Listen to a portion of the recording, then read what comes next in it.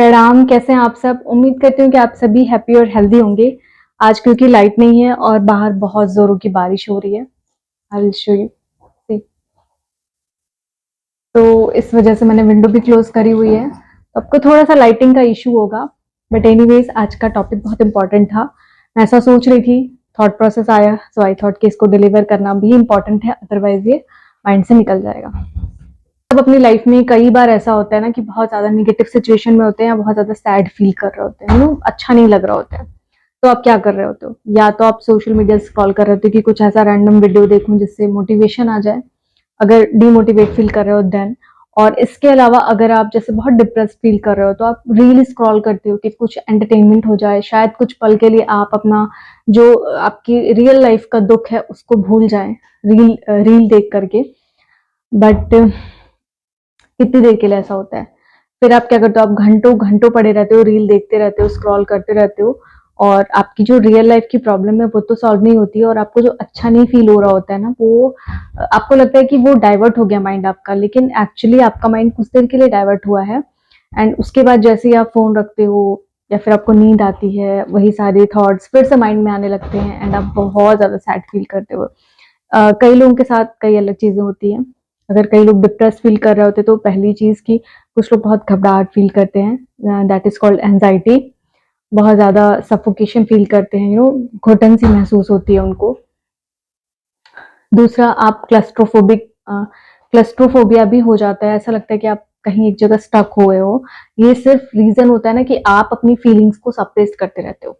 हाँ, आपके मन में जो फीलिंग है उसको आपने बोला नहीं किसी से, कोई आपका ऐसा नहीं जिससे आप शेयर कर सको, आपके मन की बात है वो मन में रह गई।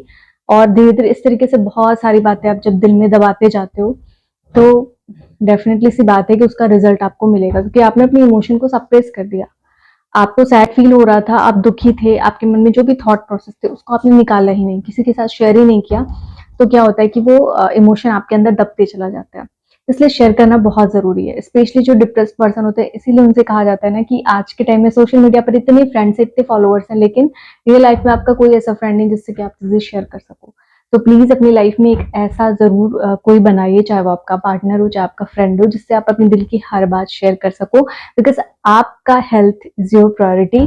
तो जब आप अपने इमोशन को सप्रेस करते जाओगे तो रिजल्ट क्या आएगा कि फिर आप डिप्रेशन में तो ऑलरेडी हो और ज्यादा डिप्रेस्ड हो जाओगे, एंड उसका रिजल्ट आपको बहुत हार्मफुल रिजल्ट मिलेगा, specially for your health purpose. तो पहली चीज तो है कि आप अपने पेरेंट्स शेयर कर लो, अगर आप अभी किसी रिलेशनशिप में नहीं हो तो सबसे बेस्ट होते हैं आपके पेरेंट्स। आप उनसे शेयर करो अपनी प्रॉब्लम जो भी है, बट अपनी इमोशन को अंदर मत दबाओ। किसी ने कुछ बुरा कह दिया, आपको गुस्सा आ रहा है, आप पूरे एक दिन इरिटेटेड फील कर रहे हो, बट किस रीजन से फील कर रहे हो, ये सारी चीजें शेयर करना बहुत ज्यादा इंपॉर्टेंट है।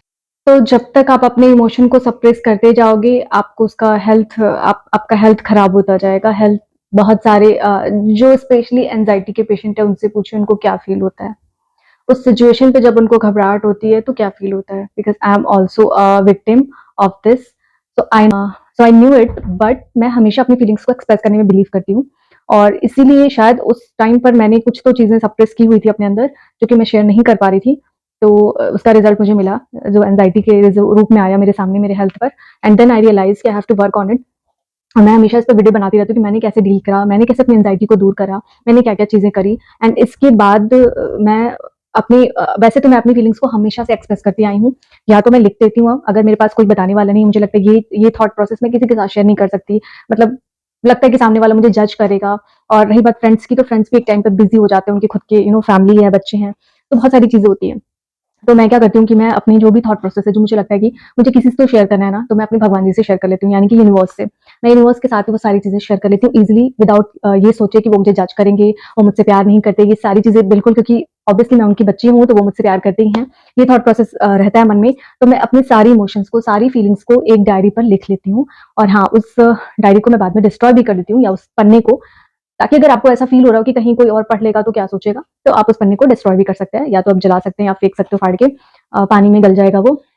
तो इस तरीके से आप कर सकते हो।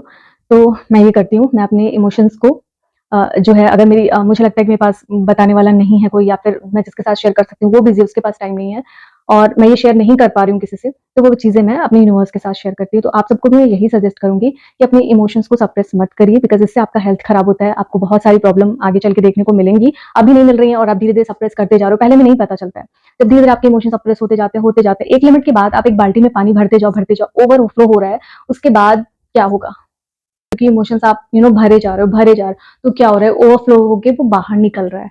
तो ठीक उसी तरह जब आप इमोशन को सप्रेस करते जाओगे, तो एक टाइम ऐसा आएगा कि खुद वो अपने आप बाहर निकलने लगेगा, बिकॉज़ अब उसके अंदर कैपेसिटी नहीं है कि अब उसको और वो ज़्यादा होल्ड कर सके। तो इसलिए ज़रूरी है कि टाइम-टाइम पे आप अपने मन की बातों को बाहर निकालते जाएँ और अपने सप्रेस करने की बजाय अपने इमोशंस को अपने हार्ट को स्पेस दें।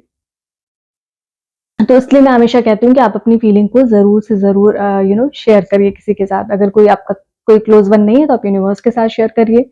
आपके पेरेंट्स, आपका फ्रेंड, कोई तो ऐसा होगा आपके पास आस-पास, और अगर नहीं है, तो ये सोचने वाली बात है कि आज के टाइम में आपका ऐसा कोई दोस्त नहीं है जिससे आप अपने दिल की बात शेयर कर सकें। तो सोचिए क्या ही फ़ायदा ऐसी लाइफ़ का, ऐसे जीवन का, जहाँ सोशल मीडिया पे तो लाखों हज़ारों फॉलोवर्स हैं, बट रियल लाइफ़ में आपका ऐसा कोई फॉलोवर नहीं है या ऐसा कोई फ्रेंड नहीं है जिससे आप अपने दिल की बात शेयर कर सकें। देखो, हर बातें अपने पेरेंट्स से हम शेयर नहीं कर पाते हैं। आज का टाइम ऐसा था कि आप हर कुछ शेयर कर सकते हो अपने पेरेंट्स से, लेकिन हमारी जो जनरेशन थी, हम अपने पेरेंट्स से खुल के हर बातें शेयर नहीं कर पाते थे। तो कुछ बातों को शेयर करने के लिए हमें अपने सिबलिंग्स या फिर फ्रेंड्स की ज़रूरत होती है। शादी के बाद क्या होता है कि सिबलिंग से भी आप हर चीज़ शेयर नहीं कर पाते हो, फ्रेंड से भी आप सब कुछ शेयर नहीं कर पाते हो, बिकॉज़ यू यू थॉट कि वो मुझे जज करेगा कि कैसी है मेरी फैमिली, या कैसे मेरे पेरेंट्स, कैसा है मेरा पार्टनर, इस तरीके की चीज़ें आती हैं। तो फिर भी आप कोई ऐसा क्लोज़ वन ज़रूर बनाइए, जिससे आप विदाउट एनी हेजिटेशन सब कुछ शेयर कर सकें, ये सोचे बिना कि वो आपको जज करेगा। तो यही थी मेरी आज की वीडियो, और आपको कैसा फ़ील हो रहा है, उस इमोशन को बाहर निकालिए। अगर आप घबराहट फ़ील कर रहे हैं, या बहुत ज़्यादा घुटन महसूस हो रही है आपको, या बहुत ज़्यादा चिड़चिड़ापन महसूस हो रहा है, तो वो सारी चीज़ें आप अपनी डायरी पर लिखिए कि आज आपके साथ क्या हुआ, आपको किसने क्या कहा जिसकी वज़ह से आपको चिड़चिड़ापन महसूस हो रहा है। तो ये लिखने से आपका इमोशन जो सप्रेस हुआ था ना, वो बाहर निकल आएगा। तो आपको कोई हेल्थ प्रॉब्लम नहीं होगी, सबसे बड़ी चीज़ ये है, एंग्ज़ायटी की प्रॉब्लम नहीं फेस करनी पड़ेगी। पहले मैं क्या करती थी, डेली रूटीन पे अपनी एक डायरी रात को सोने से पहले ज़रूर लिखती थी कि आज मुझे पूरे दिन भर कैसा महसूस हुआ और क्या किया मैंने। लेकिन जब मेरी शादी हुई थी तब, लेकिन क्या हुआ कि फिर कि एक बार मेरी डायरी किसी ने पढ़ ली, और मैं डेली रात में लिखती थी, तो मैं जो मेरी फीलिंग्स रहती थी मेरे अंदर, मैं वो सारा कुछ लिखती थी। तो इससे क्या हुआ कि खुद को अच्छा नहीं लगा कि सामने वाला पढ़ रहा है और आपको जज कर रहा है कि आज जैसे मेरी मदर इन लॉ ने मुझे कुछ बोला और मैंने उसमें वो चीज़ लिखी हुई, या फिर मेरे पार्टनर ने आज मुझे ऐसा बोला और मुझे बहुत गुस्सा आया। तो मैं हर एक चीज़ शेयर करती थी, लिखती थी। लेकिन जब पढ़कर सामने वाला जब मज़ाक उड़ाता है, तो आपको लगता है कि वो आपको जज कर रहा है, या फिर आपकी फीलिंग्स कोई और पढ़ रहा है, तो ये सोचकर आपको अच्छा नहीं लगता है।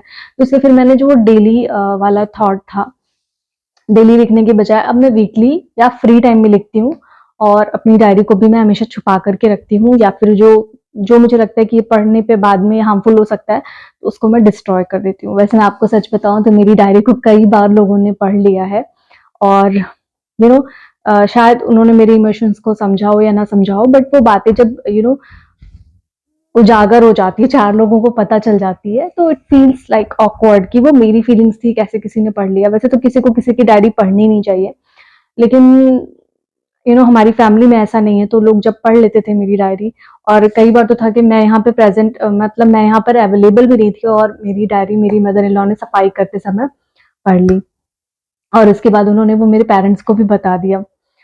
तो इस तरीके की जब ऑकवर्ड सिचुएशन आती है, तो बहुत एम्बैरेसमेंट फील होता है। और फिर मेरे सिस्टर ने बोला कि अगर डायरी लिखनी भी थी तो उसको लॉक करके आना चाहिए था, छुपा करके आना चाहिए था, क्यों, मतलब ऐसा क्यों? मुझे पता ही नहीं था कि मेरी मदर इन लॉ इस तरीके से सफाई करेंगी और उनको मेरी डायरी मिल जाएगी। उसके बाद मैं बहुत अवेयर हो गई, और अभी इस तरीके की जो भी चीज़ें होती हैं उसको मैं डिस्ट्रॉय कर देती हूँ। और अदरवाइज़ अब वैसे मेरी डायरी कोई पढ़ने में इंटरेस्टेड भी नहीं होता है, क्योंकि ऑलरेडी कई बार पढ़ लिया है लोगों ने। तो अभी लोगों को लगता है कि अपनी राम कहानी लिखती रहती है। मज़ाक उड़ाते हैं, कोई बात नहीं, मुझे फ़र्क नहीं पड़ता, बिकॉज़ आपका हेल्थ आपकी प्रायोरिटी है। आप समझोगे, सामने वाला आपको जज करेगा ही करेगा, दिस इज़ द लाइफ़। तो लोग आपको जज करेंगे ही। कोई भी पढ़ेगा आपकी डायरी, या आप किसी और की डायरी को पढ़ते हो, तो आप भी जज करते हो सामने वाले की इमोशंस को, फीलिंग्स को, आपको मन में थॉट प्रोसेस होता है। बट आपको उसका मज़ाक नहीं उड़ाना चाहिए। तो वही बात है कि आप अपनी डायरी बहुत सँभाल के रखें। मैं लिखने का तो बता रही हूँ कि आप अपने इमोशन को, अपनी फीलिंग को एक्सप्रेस करें, लिखें, बट हाँ, बाद में उसको डिस्ट्रॉय करना बिल्कुल भी ना भूलें, या फिर आप ऐसी जगह हाइड करके रखें जहाँ किसी की नज़र ना पड़े, और आप चाहें तो तुरंत तुरंत मत डिस्ट्रॉय करिए। आपने लिखा है वो इमोशन, वो थॉट, तो उसको कुछ दिन रहने दीजिए, बाद में आपको डिस्ट्रॉय करना है। तुरंत डिस्ट्रॉय करने का कोई मतलब नहीं है। और ये भी मत सोचिए कि मैंने क्या लिख दिया है। जो मन में आ रहा है सब लिख दीजिए, और लिखने के बाद जब आप उसको बाद में पढ़ेंगे आपको बहुत हल्का महसूस होगा, और आप उसको तुरंत मत डिस्ट्रॉय करिए, मतलब 1 आध हफ्ते बीत जाएँ या 1 महीने बीत जाएँ, फिर आप उसको डिस्ट्रॉय कर लें, ताकि कोई और पढ़ के आपको जज ना करे। I hope this video is useful for you all. So if you really enjoyed this video, then please do subscribe to my channel and please share this video with your friends and family. आप सभी अपना ध्यान रखिए और ख्याल रखिए। प्रणाम।